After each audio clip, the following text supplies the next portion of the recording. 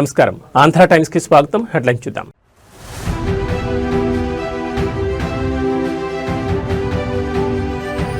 CM చంద్రబాబుకు big relief. Fibre net case కొట్టివేస్తూ ACB court ఆదేశాలు.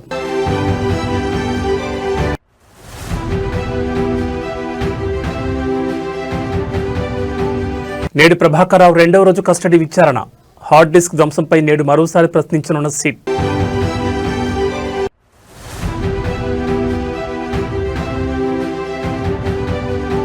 ఫుడ్ పాయిజన్తో ఆసుపత్రి పాలైన 90 మంది విద్యార్థులు. పరామర్శించిన మాజీ మంత్రి హరీష్ రావు.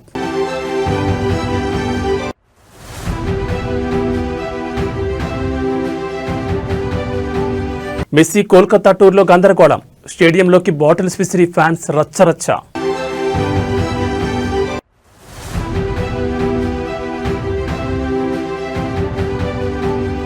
డేంజర్లో దేశ రాజధాని. ఢిల్లీలో ప్రమాదకరంగా గాలి నాణ్యత.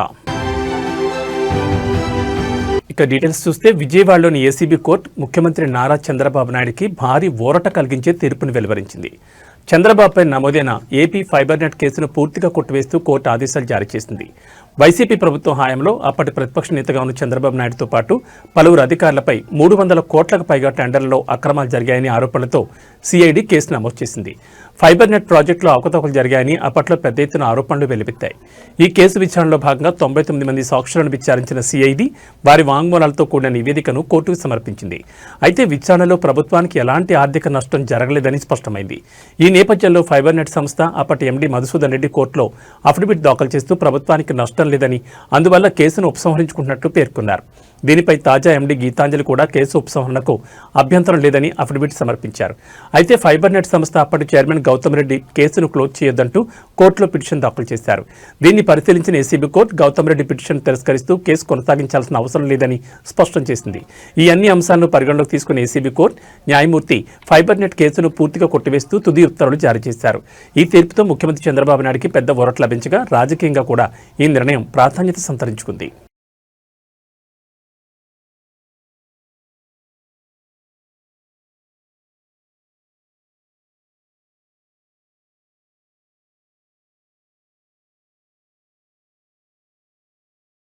ఫోన్ ట్యాపింగ్ కేసులో ప్రధాన నిందితుడు ఎస్ఐబి మాజీ చీఫ్ టి ప్రభాకర్ రావును రెండవ రోజు సిట్ విచారణ చేస్తోంది. నిన్న శుక్రవారం రాత్రి వరకు 6.5 గంటల పాటు సిట్ ప్రభాకర్ రావును విచారించింది. రాత్రి ప్రభాకర్ రావు జూబ్లీహిల్స్ పోలీస్ స్టేషన్లో నిద్రించారు. శనివారం విచారణ కొనసాగిస్తున్నారు. ప్రభాకర్ రావును వారం రోజుల పాటు పోలీస్ కస్టడీకి సుప్రీంకోర్టు అనుమతించింది. వారం పాటు ప్రభాకర్ రావుకు పోలీస్ స్టేషన్లోనే ఉండేలా వసతికి ఏర్పాట్లు చేశారు. తొలి రోజు విచారణలో ప్రభాకర్ రావును 5 ఐక్లౌడ్ 5 జీమెయిల్ ఖాతాలోని డేటా రికవరీలపై సిట్ అధికారులు ప్రశ్నించారు. 4 ఖాతాల డేటాపై ఫోరెన్సిక్ నివేదిక ఆధారంగా ప్రశ్నిస్తున్నారు. తన వ్యక్తిగత సమాచారం మాత్రమే తాను డివైస్ చేసి నుంచి తొలగించానని ప్రభాకర్ రావు సిట్ అధికారులకు చెప్పడం విశేషం. మరోవైపు సింక్ అయిన డేటా కోసం యాపిల్, జీమెయిల్ కంపెనీల నుంచి కూడా సిట్ అధికారులు సమాచారం సేకరిస్తున్నారు. ఈ డేటాపై సమగ్ర దర్యాప్తు జరుపుతున్నారు. ప్రస్తుతం సేకరించిన పాస్వర్డ్ ఆధారంగా ప్రభాకర్ రావు వినియోగించిన డివైజ్లను విశ్లేషించే పనిలో సిట్ నిమగ్నమైంది. దీనిపై స్పష్టత వస్తే ఫోన్ ట్యాపింగ్ కేసు దర్యాప్తులో కీలక పురోగతి లభించనుంది. రెండవ రోజు సిట్ విచారణలో ఫోన్ ట్యాపింగ్ కోసం డేటా ఎలా సేకరించారు, ఎవరిచ్చారు అనే అంశాలపై అధికారులు దృష్టి సారించారు. ఎలాంటి పరికరాలు వాడి ట్యాపింగ్ పాల్పడ్డారు, ఇలాంటి కీలక అంశాలన్నింటిపై సిట్ అధికారులు ఆరా తీస్తున్నారు. హైక్లౌడ్ డేటా డిలీట్, హార్డ్ డిస్క్ల ధ్వంసంపైన, డేటా ధ్వంసం వెనుక ఏ రాజకీయ నాయకుడు కుట్ర ఉందన్న దానిపై సిట్ ప్రశ్నలు సంధించనుంది.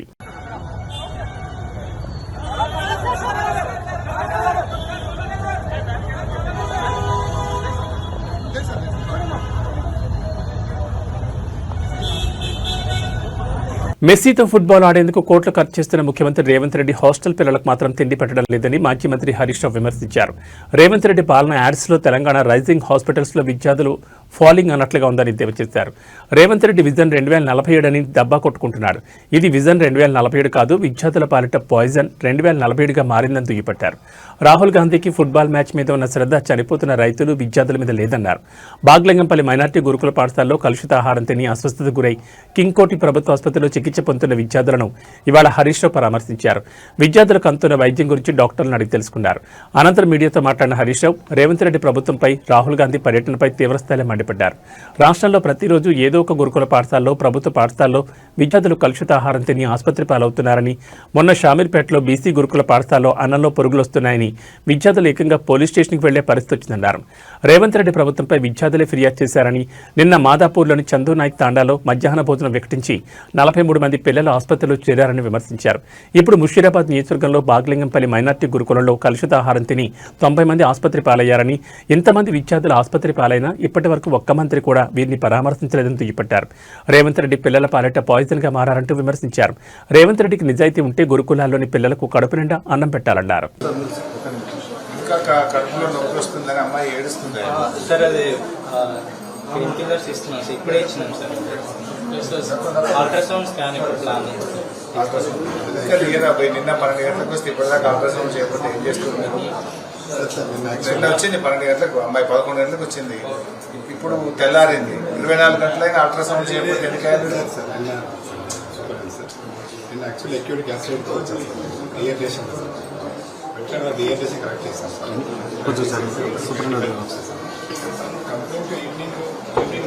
సార్. సర్వీసే కదా, సూపర్ స్పెషాలిటీ హాస్పిటల్. అమ్మాయి దాన్ని ఏడుస్తుంటే కడుపు పట్టుకొని ఏడుస్తుంటే మీరు ఏమైంది? రేవంత్ రెడ్డి ఏమో విజన్ 2047 అని డబ్బా కొట్టుకుంటుండు, సంకల్ గుద్దుకుంటుండు. ఇది విజన్ 2047 కాదు, పాయిజన్ 2047 అయిపోయింది. ఇది విజన్ 2047 కాదు, పాయిజన్ 2047. ఎందుకంటే ప్రతిరోజు రాష్ట్రంలో ఏదో ఒక మూలల కలుషిత ఆహారంతో మంచాల మీద పడ్డ పిల్లలే కనబడతా ఉన్నారు. పాయిజన్ తో ఇవాళ పిల్లలు ఆసుపత్రుల పాలవుతున్నారు. ఇప్పుడు గౌరవ ఎమ్మెల్యేలు నేను కొంతమందిని పరామర్శిస్తే మంచిగా అయినాక మరి ఏడిపోతావు బిడ్డ అంటే, నేను పోను హాస్టల్కి పోను ఇంటికే పోతా అంటారు పిల్లలు. నేను ఇంటికే పోతా, ఇక పోను గవర్నమెంట్ హాస్టల్కు అని పిల్లలు. మొన్న రాత్రి కలుషిత ఆహారం తిని బాగ్లింగంపల్లి గురుకుల పాఠశాల పిల్లలు 90 మంది ఇవాళ ఆసుపత్రుల పాలైపోయింది. 90 మంది పిల్లలు ఆసుపత్రుల పాలైతే ఈ రాష్ట్రంలో ఒక్క మంత్రికి కానీ ఈ ముఖ్యమంత్రికి కనీసం చీమగుట్టినట్లేదు. ఒక్కరు కూడా వచ్చి పరామర్శించింది లేదు ఇప్పటిదాకా. They are busy. ఫుట్బాల్ ఆడడంలో ముఖ్యమంత్రి మంత్రులు బిజీ ఉన్నారు. పిల్లలు దవాఖాన్ల పాలైతే ఈ గవర్నమెంట్కు చీమగుట్టినట్లేదు. 5 కోట్లు పెట్టి ఫుట్బాల్ నేర్చుకోవడానికి 5 కోట్ల గవర్నమెంట్ డబ్బులు పెట్టి రేవంత్ రెడ్డి ఫుట్బాల్ స్టేడియం కట్టుకున్నాడు. ఆయన ఎవడో మెస్సీ. ఆ మెస్సీ వస్తాడట. మెస్సీతో ఫుట్బాల్ ఆడడానికి హైదరాబాద్ నగరం నడిపొట్టున ఒకే రోజు 66 మంది విద్యార్థులు కలుషితాహారం తిని అస్వస్థతకు గురయ్యారు. బాగ్లింగంపల్లిలోని తెలంగాణ మైనార్టీ గురుకుల బాలికల పాఠశాలలో గురువారం రాత్రి పాడైపోయిన పెరుగును ఆహారంలో ఇవ్వడంతో 22 మంది చిన్నారులు వాంతులు విరేచనాలతో తీవ్ర అస్వస్థతకు గురయ్యారు. మాదాపూర్ పరిధిలోని చంద్రనాయక్ తాండా ప్రాథమిక పాఠశాలలో కలుషితమైన పాయసం తిని 44 మంది విద్యార్థులు దవాఖానా పాలయ్యారు. అన్ని వసతులు అందుబాటులో ఉండాల్సిన మహానగరంలోని ఒకే రోజు 66 మంది విద్యార్థులు కలుషితాహారం బారిన పడ్డారు. విద్యార్థులకు కింగ్ కోటి, నీలోఫర్, కొండాపర్ దవాఖానాలు, రెయిన్బో హాస్పిటల్లో చికిత్స అందిస్తున్నారు. తమ పిల్లల ఆరోగ్య పరిస్థితి ఎలా ఉందోనని తల్లిదండ్రులు గురుకుల ప్రభుత్వ పాఠశాల దవాఖానాల చుట్టూ తిరిగి ఆందోళన చెందారు. చంద్రనాయక్ తాండా ప్రభుత్వ పాఠశాలలో మధ్యాహ్న భోజనం కలుషితం కావడంతో 44 మంది విద్యార్థులు తీవ్ర అస్వస్థతకు గురయ్యారు. శుక్రవారం మధ్యాహ్న భోజనంలో అన్నం, ఆలుగడ్డ కూర, పప్పు, పాయసం అందజేశారు. మధ్యాహ్నం 1:30 నుంచి విద్యార్థులు కడుపు నొప్పి, వాంతులతో అవస్థలు పడ్డారు. పాఠశాలలో మొత్తం 107 మంది విద్యార్థులు ఉండగా 44 మంది అస్వస్థతకు గురయ్యారు. ఉపాధ్యాయులు అంబులెన్స్ ద్వారా 38 మందిని కొండాపూర్ ఏరియా దవాఖానాకు తరలించారు. 6గురి పరిస్థితి ఆందోళనకరంగా ఉండడంతో నానక్రామ్ లోని రెయిన్బో దవాఖానాకు తరలించి చికిత్స అందించారు. మధ్యాహ్న భోజనంలో పాడైన పాయసం తినడం వల్లే అస్వస్థతకు గురైనట్టు తెలుస్తోంది. 44 మందికి విద్యార్థులు అస్వస్థతకు గురైన ఉపాధ్యాయులు తమకు సమాచారం ఇవ్వలేదని తల్లిదండ్రులు చెప్తున్నారు. సాయంత్రమైనా తమ పిల్లలు ఇంటికి రాకపోవడంతో 5 గంటలకు తల్లిదండ్రులు పాఠశాలకు వెళ్లి ఆరా తీశారు. అప్పుడు ఫుడ్ పాయిజన్ అయిందని దవాఖానాకు తరలించినట్టు తెలిపారంటే వాపోయారు. తమ పిల్లలు అస్వస్థతకు గురైన సమాచారం ఇవ్వకపోవడంతో ఉపాధ్యాయులపై ఆగ్రహం వ్యక్తం చేశారు. ఏదైనా జరగకూడదు జరిగినా ఇలానే వ్యవహరిస్తారా అంటూ మండిపడ్డారు.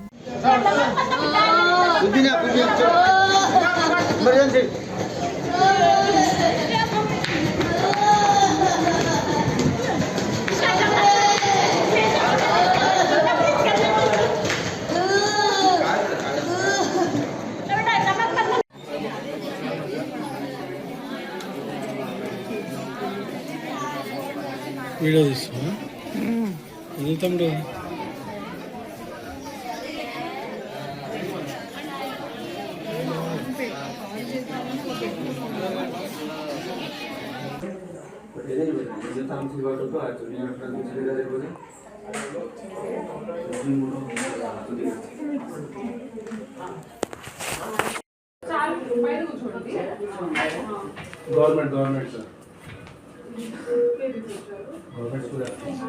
విశాఖ ఆర్కే బీచ్ కాళీమాత విగ్రహం నుంచి వైఎంసీఏ వరకు నిర్వహించిన బీచ్ వాక్ కార్యక్రమాన్ని సిఐటియు పూర్వ రాష్ట్ర కార్యదర్శి కామ్రేడ్ అజయ్ శర్మ ప్రారంభించారు.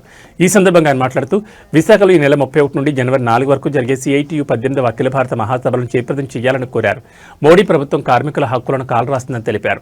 కార్మిక చట్టాలను రద్దు చేసి 4 లేబర్ కోడ్లను తెచ్చిందన్నారు. రానున్న రోజుల్లో కార్మికుల తరపున పెద్ద ఎత్తున పోరాటం చేయడానికి సిఐటియు సిద్ధంగా ఉందని చెప్పారు. లేబర్ కోడ్స్ ని రద్దు చేయాలని, స్టీల్ ప్లాంట్ అమ్మకాన్ని నిలుపుదల చేయాలని నినాదాలు చేశారు. సిఐటియు జిల్లా ప్రధాన కార్యదర్శి ఆర్కేఎస్వి కుమార్ ఆధ్వర్యంలో జరిగిన ఈ కార్యక్రమానికి పెద్ద ఎత్తున కార్మికులు హాజరయ్యారు.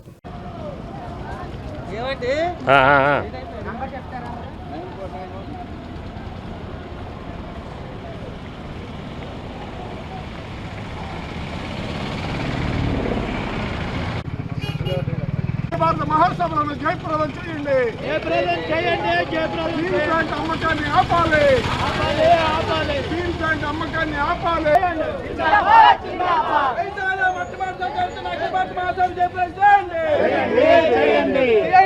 భారత మహాసభలు జయప్రదం చేయండి.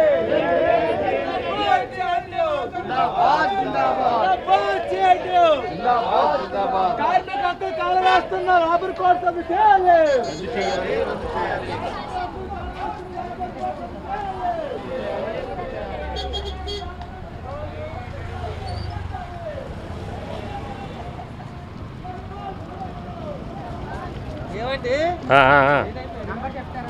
తిరువూరు టీడీపీ ఎమ్మెల్యే కొలికపూడి శ్రీనివాస్ మరోసారి వివాదానికి కేంద్ర బిందువుగా మారారు. సొంత పార్టీ నేతలు లక్ష్యంగా ఆయన చేస్తున్న వ్యాఖ్యలు, పెడుతున్న పోస్టులు రాజకీయంగా ప్రకంపనలు సృష్టిస్తున్నాయి.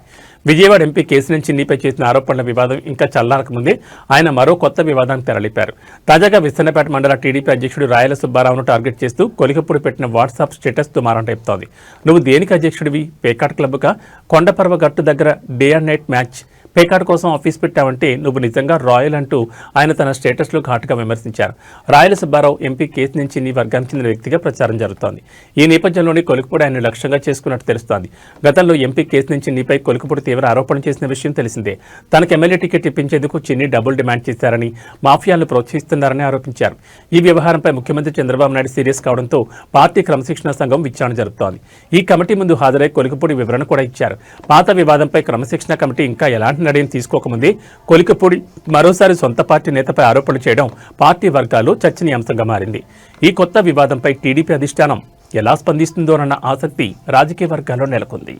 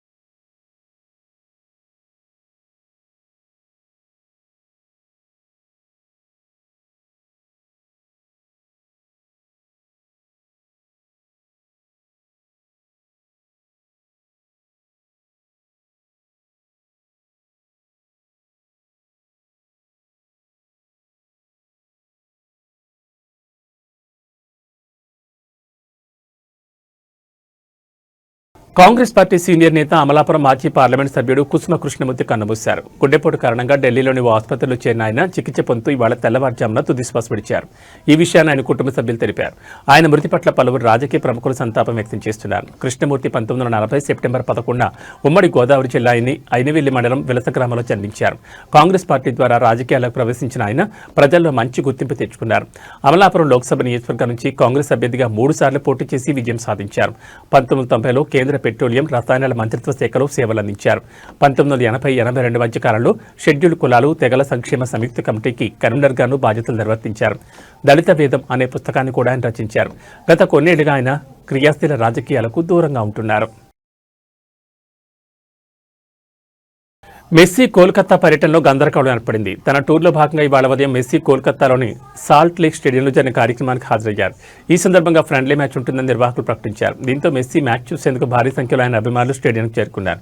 కానీ మెస్సీ అక్కడ ఎలాంటి మ్యాచ్ ఆడలేదు. కేవలం ప్రేక్షకులకు అభివాదం మాత్రమే చేశారు. దీంతో మెస్సీ మ్యాచ్ ఆడకుండా త్వరగా వెళ్లిపోవడం పట్ల నిర్వాహకుల తీరుపై ఫ్యాన్స్ ఆగ్రహం వ్యక్తం చేశారు. స్టేడియంలోకి కుర్చీలు, వాటర్ బాటిల్ విసిరేశారు.